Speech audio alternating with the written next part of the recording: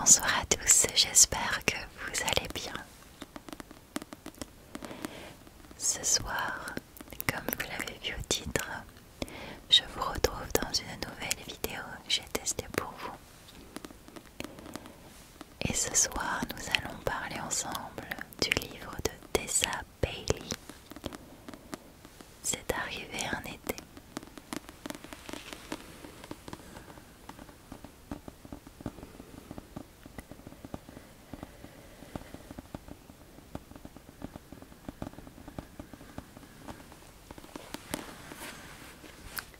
Alors, je vais vous lire la 4e de couverture et nous allons parler ensuite.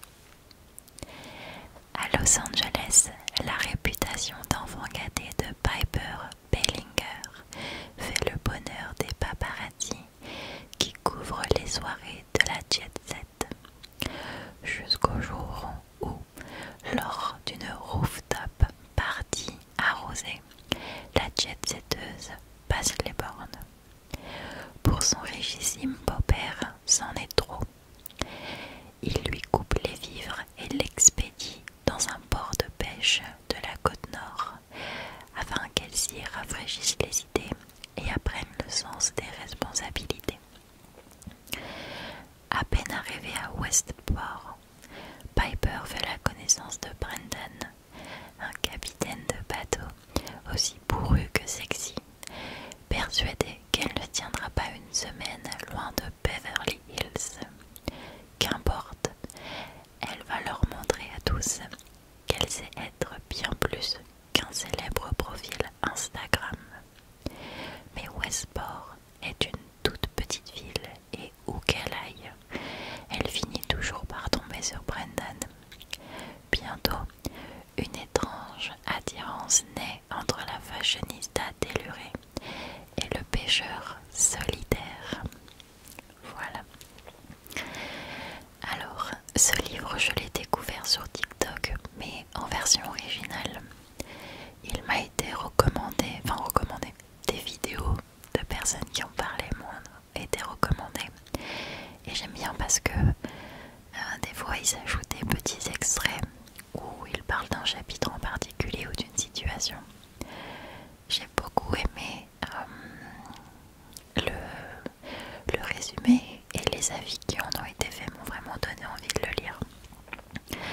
Donc j'ai cherché à l'acheter d'abord en version originale, mais j'ai vu qu'il existait en français et un peu par soutien à la traductrice, etc. J'ai préféré l'acheter en français, même si je lis très bien en anglais. Je me suis dit bon, voilà quoi, il y a quelqu'un chez nous qui a traduit ce livre, autant donner de la force à la maison d'édition qui a racheté les droits, etc. C'est un livre qui est très connu. Cependant, j'ai jamais vu de vidéo qui parlait de la version française, ce qui m'a beaucoup étonnée parce que c'est un succès incroyable ce livre. Et j'ai fini par comprendre pourquoi on ne parlait pas de la version française, bien malheureusement. C'est, je pense, l'une des pires traductions, et je vais être dure, vous allez peut-être me trouver dure, mais vous allez comprendre pourquoi. C'est l'une des pires traductions de romans, je pense, que j'ai pu lire. Déjà, on commence par la couverture. Qui est cette femme? Vraiment, qui est cette femme? Parce que le personnage principal, Piper, est blonde. Et j'ai du mal à comprendre pourquoi est-ce que cette jeune femme, même si elle a l'air de dos très jolie, a les cheveux noirs. Et je me suis dit, parce que sur la couverture originale, le personnage a les cheveux blonds et l'une des descriptions physiques de Piper dès le début, c'est qu'elle a de longs cheveux blonds. Je m'identifie un peu à elle de ce côté-là, et sur la couverture, elle a les cheveux noirs. Bon, on peut peut-être se dire que malheureusement, avec tous les films et séries où la vilaine, la méchante était blonde aux yeux bleus, la maison d'édition a fait le choix de la faire brune sur la couverture. Soit passons, c'est un détail, mais je trouve que c'est dommage parce qu'elle est blonde quoi dans le livre. Mais c'est pas tout.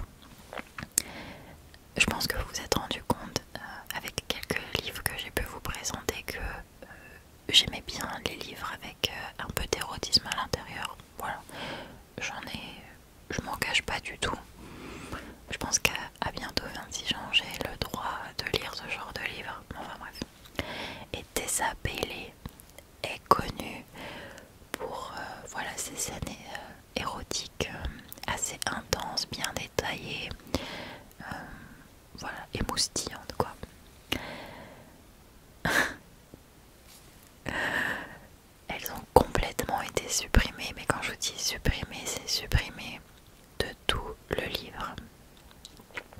Alors, je lis aussi des romances, des histoires d'amour où il n'y a pas d'érotisme, il y a à peine quelques baisers échangés et ça me va très bien. J'adore Orgueil et Préjugés.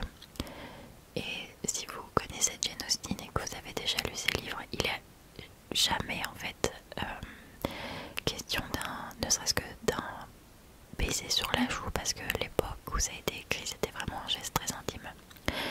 Et je suis pas contre les livres où il n'y a pas d'érotisme et c'est juste une mignonnette petite histoire d'amour. Mais à 22 €, oui, parce qu'il coûte 22 €. À 22 € le livre, c'est inadmissible selon moi qu'il n'y ait pas eu une note de la part de la maison d'édition disant attention, nous avons réécrit le livre, supprimé les scènes érotiques pour le rendre plus friendly, plus soft. C'est ok de faire ça, surtout si Tessa Bailey a donné son accord, mais c'est écrit nulle part. Donc la maison d'édition a volontairement surfé sur la réputation de Tessa Bailey pour ses histoires drôles et sexy, en omettant complètement d'informer le lecteur qu'ils avaient supprimé tous ces passages-là. Il manque 30% du livre. Et j'ai payé ce livre 22 €. Donc comment vous dire que quand je me suis rendu compte de ça, ça m'a rendu la lecture super antipathique en fait finalement. Et la première chose que j'ai fait c'est d'aller voir les commentaires de la version française. Et j'aurais dû le faire dès le début. Mais je le fais jamais parce que j'ai peur de me faire spoiler. Et les gens disaient n'achetez pas ce livre. Parce que la maison d'édition a complètement retravaillé le texte, a supprimé tous les passages croustillants sans prévenir le lecteur et en le vendant 22 €, c'est énorme. Donc j'ai été très déçue, ça va sans dire, mais comme je n'aime pas ne pas finir un livre, parce que, je sais pas comment vous expliquer, mais j'aimerais pas que quelqu'un juge trop ma partagée sans l'avoir terminé, voilà. Donc par respect, en fait, pour quel que soit l'auteur, et même si le livre ne me plaît pas, ou j'arrive pas à me mettre dans l'histoire ou m'identifier à un personnage, je vais jusqu'au bout du livre par respect pour la personne qui a pris le temps d'imaginer l'histoire, les personnages, de l'écrire. Et dans ce cas, voilà, la maison d'édition elle a quand même racheté les droits, il y a une personne qui a traduit le texte, enfin voilà, il y a un travail supplémentaire comparé à la version originale. Donc je l'ai fini, mais en fait je le lisais de loin presque finalement parce que ça m'a dégoûté, surtout quand il laisse derrière que il y a une attirance qui naît, le Brendan est bourru et sexy, enfin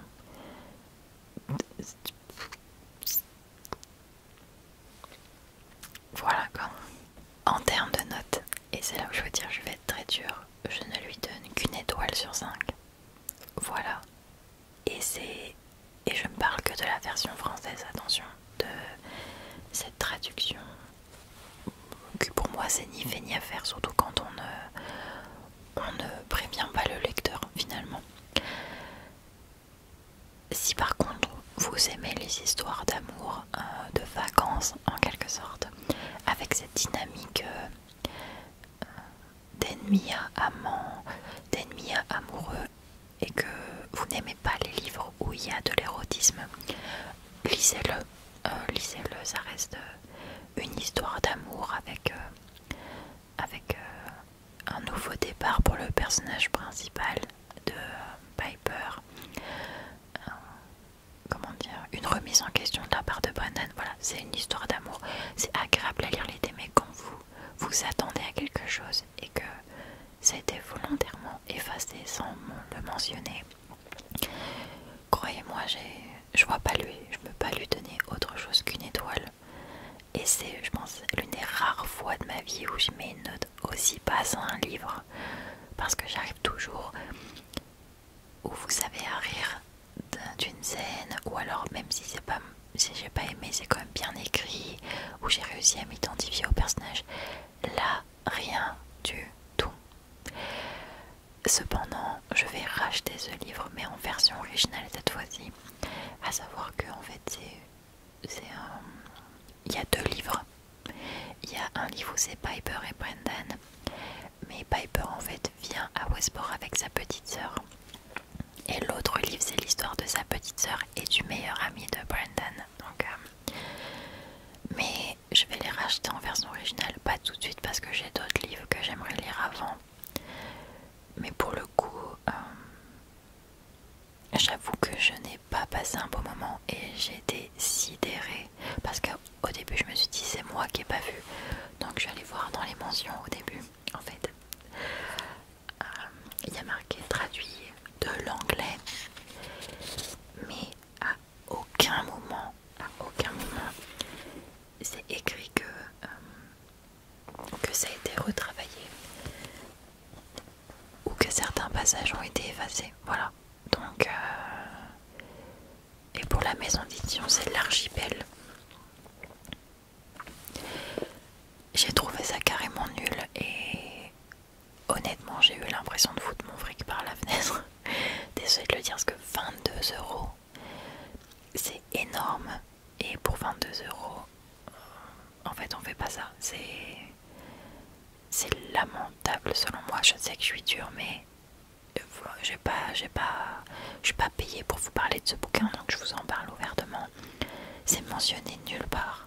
C'est cher et finalement, c'est pas du Tessa Bailey. Voilà, tout simplement. Écoutez, voilà. De toute façon, j'avais rien d'autre à dire sur ce livre. Pour moi, il n'y a aucune alchimie entre les personnages. Est-ce que c'est à cause de la traduction et parce qu'ils enlèvent ces moments intimes entre eux? C'est probable.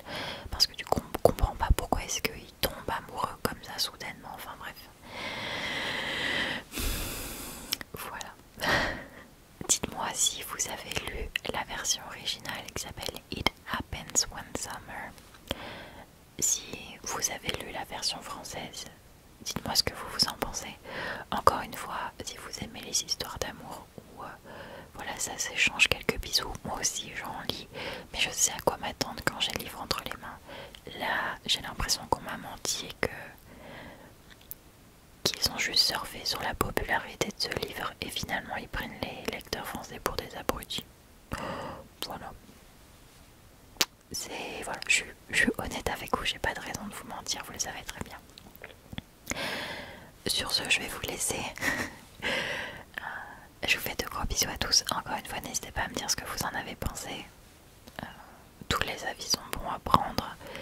Mais voilà, vous avez ma notation. Pour moi, c'est 1 étoile sur 5. Et encore, parce que j'aime pas mettre 0 parce qu'il y a quand même du travail derrière. Mais 1 étoile, c'est franchement donné, quoi. Voilà. Gros bisous à tous.